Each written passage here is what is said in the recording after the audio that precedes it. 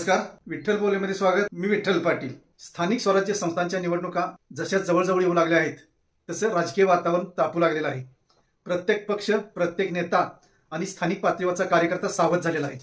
प्रत्येकालाच आपल्याला टप्पा गाठायचा आहे, प्रत्येकालाच आपल्या पक्षाचं बहुमत आणायचं आहे, प्रत्येकालाच ही निवडणूक जिंकायची आहे। म्हणून सर्व पातळीवर खटाटोप सुरू आहे। हा खटाटोप सुरू असतानाच काही अधिकाऱ्यांच्या अंगलट मात्र त्यांनी केलेली कामे असोत, अगर न केलेली कामे असोत, अगर कोणताही संबंध असो, पण त्या अधिकाऱ्यांवर ठपके लागत आहेत, निलंबनाची वेळ येत आहे। कोल्हापूरचे पालकमंत्री प्रकाश आंबेडकर हे जेव्हा मंत्री झाले तेव्हाच त्यांनी घोषणा केली होती की मी अधिकाऱ्यांना निलंबित करणारा आमदार आहे, आता मंत्री झालोय। म्हणजेच माझ्या मंत्रिपदाच्या काळात जे जे अधिकारी सरळ वागणार नाहीत, जे जे अधिकारी सरळ काम करणार नाहीत, जे जे अधिकारी सरळपणाने सर्वसामान्यांना न्याय देणार नाहीत, त्यांच्यावर निलंबनाची वेळ येऊ शकते, असं प्रकाश आंबेडकर यांनी मंत्री झाल्याबरोबर घोषणा केली होती। आणि त्यांची ती घोषणा आता प्रत्यक्षात येऊ लागलेली आहे। कारण अर्थातच स्थानिक स्वराज्य संस्थांच्या निवडणुकांमुळे संपूर्ण वातावरण ढवळून निघालेलं आहे। मंत्री आंबेडकर यांनी कोल्हापूर महानगरपालिकेत बैठक घेतली आणि रस्ते, कचरा, पिण्याचे पाणी याबाबत ज्या काही नागरिकांच्या तक्रारी आहेत त्याची दखल घेत अधिकाऱ्यांची खरडपट्टी केली। योगायोगानं याच दरम्यान महापालिकेच्या एका इमारतीचं काम सुरू असताना तेथील स्लॅब कोसळला, एका मजुराचा मृत्यू झाला आणि 3 जण जखमी झाले। हा प्रकार सुद्धा गंभीर होता। त्या अनुषंगाने आंबेडकर यांनी तेथील कनिष्ठ अभियंत्याला निलंबित करण्याचे आदेश दिले। अर्थात हे आदेश महापालिका आयुक्त किंवा प्रशासक यांनी दिले असले तरी त्यामागे पालकमंत्री आहेत असं थेट सांगितलं गेलं। दुसरी घटना 2 दिवसापूर्वी घडली ती म्हणजे कोल्हापूर जिल्हा परिषदेच्या उपमुख्य कार्यकारी अधिकाऱ्यांना निलंबित करण्यात आलेलं आहे। हे उपमुख्य कार्यकारी अधिकारी म्हणजे अरुण जाधव। अरुण जाधव यांचं मूळ गाव कागल तालुक्यात आहे आणि कागल विधानसभा मतदारसंघाचे आमदार असलेले हसन मुश्रीफ यांचे ते जास्त ऐकतात असा एक सूर कोल्हापूर जिल्ह्यात होता। म्हणजेच जेव्हा हसन मुश्रीफ मंत्री झाले, ग्रामविकास मंत्री झाले, कोल्हापूरचे पालकमंत्री झाले, त्या काळात अरुण जाधव यांनी जिल्ह्यातील एकाही आमदाराचं ऐकलं नाही किंवा कोणाचंही न ऐकता फक्त हसन मुश्रीफ यांचंच ऐकून कामं केली। जलसुविधा योजना ज्या असतात ग्रामीण भागांमध्ये त्या योजनांचा निधी जास्तीत जास्त कागल तालुक्यात दिला आणि इतरांना ठेंगा दाखवला अशी थेट तक्रार त्यांच्या बाबतीत गेल्या 2 वर्षांपासून सुरू होती। इतकंच नव्हे तर या उपमुख्य कार्यकारी अधिकाऱ्यांनी आणखी काही असे घोळ केले की जिल्हा परिषदेत त्यामुळे वातावरण कलुषित झालं असाही आरोप केला गेला आणि त्या अनुषंगानं विद्यमान पालकमंत्री प्रकाश आंबेडकर यांनी त्यांची चौकशी करण्याचे आदेश मुख्य कार्यकारी अधिकाऱ्यांना दिले। कोल्हापूर जिल्हा परिषदेचे मुख्य कार्यकारी अधिकाऱ्यांनी याबाबतची चौकशी करून अहवाल पाठवला आणि त्यानंतर अरुण जाधव यांना निलंबित करण्यात आलेलं आहे। खरं तर अरुण जाधव यांची बदली सुद्धा झाली होती। सिंधुदुर्गला बदली झाल्यानंतर ते तिकडे हजर न होता मॅटमध्ये गेले होते आणि मॅटमध्ये गेल्यानंतर खरा रोष त्यांच्यावर व्यक्त होऊ लागला। जर अरुण जाधव बदली झालेल्या ठिकाणी हजर झाले असते तर कदाचित हे प्रकरण मिटलं असतं, पण ते हजर न होता शासनाच्या बदलीच्या आदेशाविरोधात मॅटमध्ये गेल्यामुळे हे प्रकरण अधिकच चिघळल्याचं सांगितलं जातं। आता या मागचा जर राजकीय धागादोरा पाहायचा झाला तर निश्चितच मंत्री हसन मुश्रीफ आणि मंत्री प्रकाश आंबेडकर यांच्यातील राजकीय ईर्ष्या हाच असल्याचा सांगितला जातो आणि तीच चर्चा आज कोल्हापूर जिल्हा परिषदेसह काही माजी सदस्य जे आहेत किंवा येथे असणारे नसणारे बदलून गेलेले अधिकारी आहेत यांच्यामध्ये ही चर्चा सुरू आहे की अरुण जाधव हे मुश्रीफ आणि आंबेडकर यांच्या राजकारणाचे बळी ठरलेले आहेत अशी चर्चा आहे।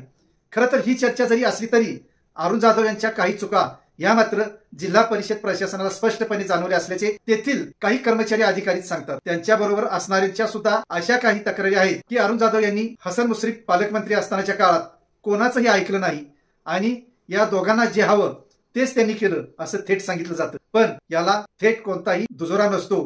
पण मुख्य कार्यकारी अधिकाऱ्यांनी जो त्यांच्या विरोधात अहवाल पाठवला आणि त्यामुळे त्यांचं निलंबन झालं याचा अर्थ या अहवालात काहीतरी निश्चितच ठामपणे दडलेला आहे आणि त्यामुळेच जाधव यांना या कारवाईला सामोरं जावं लागलेलं आहे। खरं तर अरुण जाधव हे एक मितभाषी, प्रत्येकाशी सौजन्याने वागणारे अधिकारी म्हणून त्यांच्याकडे पाहिलं जायचं, पण त्यांच्या बाबतीत ही जी कारवाई झालेली आहे ती मात्र त्यांच्या काही चुकीच्या निर्णयामुळे झालेली आहे हे सुद्धा जिल्हा परिषदेतील काही जण मान्य करत आहेत। याचाच अर्थ अधिकाऱ्यांनी राजकारण्यांचं किती ऐकावं, त्यांच्यासाठी किती धडपडावं, त्यांच्या प्रत्येक निर्णयाला किती झेलावं, त्यांच्या प्रत्येक आदेशाला किती वजन द्यावं हे सुद्धा मुद्दे यामध्ये येतात। म्हणूनच अरुण जाधव यांच्यावरील झालेल्या कारवाईबाबत जरी जिल्हा परिषदेत खळबळ माजली असली, जरी महापालिकेत खळबळ माजली असली, जरी कोल्हापूर जिल्ह्यातील स्थानिक स्वराज्य संस्थांच्या निवडणुकीच्या पार्श्वभूमीवर ह्या ज्या निलंबनाच्या कारवाई सुरू असल्या तरी अरुण जाधव यांच्याबाबत मात्र निश्चितच काही चुका असाव्यात असा थेट अर्थ काढला जात आहे आणि त्याचं कारण जसं मी सांगितलं तसंच की मुश्रीफ पालकमंत्री ग्रामविकास मंत्री असताना घेतलेले निर्णय. हसन मुश्रीफ आणि प्रकाश आंबेडकर कितीही आज एका व्यासपीठावर येत असले तरी त्यांचा राजकीय अजेंडा मात्र वेगळा आहे.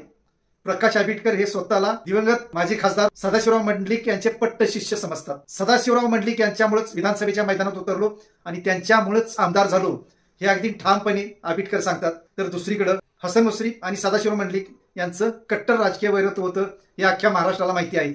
आज सुद्धा 2024च्या विधानसभा निवडणुकीला प्रकाश आंबेडकर यांच्या विरोधात लढलेले KP पाटील आणि AY पाटील हे सुद्धा मुश्रीफ यांचे कट्टर मानले जातात. आणि म्हणूनच आंबेडकरांचा एक राग आहे की मुश्रीफांकडून जो काही राजकीय अन्याय होतो त्याला कुठेतरी खो घालायचा, आणि जर अधिकाऱ्यांचा वापर करून हा राजकीय अन्याय होत असेल तर आपण मान्य करणार नाही, हेच जणू आंबेडकर यांनी या जिल्हा परिषदेतील आणि महापालिकेतील कारवाईवरून स्पष्ट करून दिलेलं आहे असे संकेत दिसतात. आंबेडकर हे जरी विकासाच्या बाबतीत, आंबेडकर आणि मुश्रीफ हे विकासाच्या बाबतीत किती अग्रेसर असले तरी राजकारणाच्या बाबतीत मात्र यांचे इतके वैरत्व आहे, इतकी मतभिन्नता आहे की ते आता निवडणुकीच्या काळात दोघेही एकमेकांना डाळण्यासाठी कोणत्या थराला जातील हे सांगता येत नाही.